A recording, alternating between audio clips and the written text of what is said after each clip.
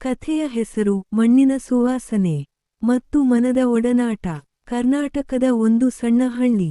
ಅಲ್ಲಿ ಹಸಿರು ಹೊಲಗಳು, ಗಾಳಿ ಬೀಸುವ ತೆಂಗಿನ ಮರಗಳು, ಬೆಳಿಗ್ಗೆ ಕೋಳಿಯ ಕೂಗು.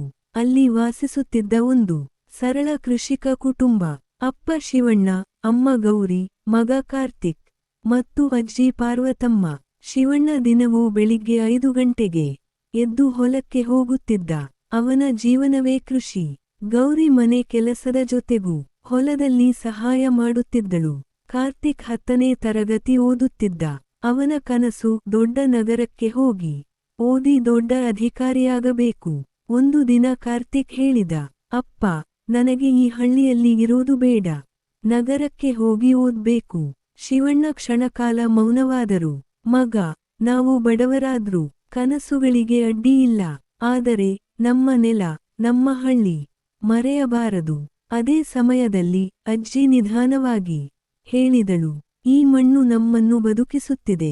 ನಗರ ದೊಡ್ಡದು ಇರಬಹುದು, ಆದರೆ ಈ ಮಣ್ಣಿನ ಪ್ರೀತಿ ದೊಡ್ಡದು. ಆದರೂ ಕಾರ್ತಿಕ್ ಹಠ ಮಾಡುತ್ತಿದ್ದ.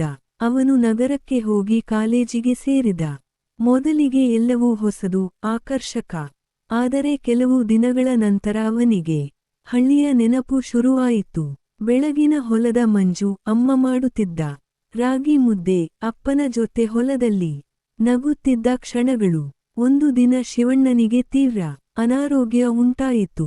ಗೌರಿ ಕಾರ್ತಿಕ್ಗೆ ಕರೆ ಮಾಡಿದರು. ಕಾರ್ತಿಕ್ ತಕ್ಷಣ ಹಳ್ಳಿಗೆ ಬಂದ. ಅಪ್ಪನು ಹೊಲದ ಅಂಚಿನಲ್ಲಿ ಕುಳಿತಿರುವುದನ್ನು ಕಂಡು ಅವನ ಹೃದಯ ನಡುಗಿತು. ಶಿವಣ್ಣ ಮೃದುವಾಗಿ ಹೇಳಿದರು, ಮಗ, ನೀನು ಓದಿ ದೊಡ್ಡವನಾಗು. ಆದರೆ ಯಾವ ಎತ್ತರಕ್ಕೂ ಹೋದ್ರೂ ಈ ಮಣ್ಣಿಗೆ ಮರಳಿ ಬಾ. ಆ ಮಾತು ಕಾರ್ತಿಕ್ ಮನಸ್ಸಿಗೆ ತಟ್ಟಿತು. ಕೆಲ ವರ್ಷಗಳ ನಂತರ ಕಾರ್ತಿಕ್ ಕೃಷಿ ವಿಜ್ಞಾನ ಓದಿ ಹಳ್ಳಿಗೆ ಮರಳಿದ. ಹೊಸ ತಂತ್ರಜ್ಞಾನ, ಹೊಸ ವಿಧಾನಗಳಿಂದ ಹೊಲಗಳನ್ನು ಅಭಿವೃದ್ಧಿಪಡಿಸಿದ. ಹಳ್ಳಿಯ ಎಲ್ಲ ರೈತರಿಗೆ ಸಹಾಯ ಮಾಡುತ್ತಿದ್ದ. ಒಂದು ದಿನ ಹಳ್ಳಿಯ ಸಭೆಯಲ್ಲಿ ಅವನು ಹೇಳಿದ, ನಾನು ನಗರದಲ್ಲಿ ಜ್ಞಾನ ಕಲಿತೆ, ಆದರೆ ಬದುಕು ಕಲಿಸಿದ್ದು ನನ್ನ ಹಳ್ಳಿ ಮತ್ತು ನನ್ನ ಕುಟುಂಬ. ಶಿವಣ್ಣ, ಗೌರಿ ಮತ್ತು ಅಜ್ಜಿ ಕಣ್ಣಲ್ಲಿ ಆನಂದದಿಂದ ಕಣ್ಣೀರು ತುಂಬಿತು. ಕಥೆಯ ಸಂದೇಶ, ಹಳ್ಳಿ ಸರಳವಾಗಿರಬಹುದು, ಆದರೆ ಅಲ್ಲಿ ಇರುವ ಪ್ರೀತಿ, ಒಗ್ಗಟ್ಟು ಮತ್ತು ಕುಟುಂಬದ ಬೆಂಬಲ ಅಮೂಲ್ಯ. ಎಲ್ಲಿ ಹೋದರೂ ನಮ್ಮ ಬೇರು ಮರೆಯಬಾರದು.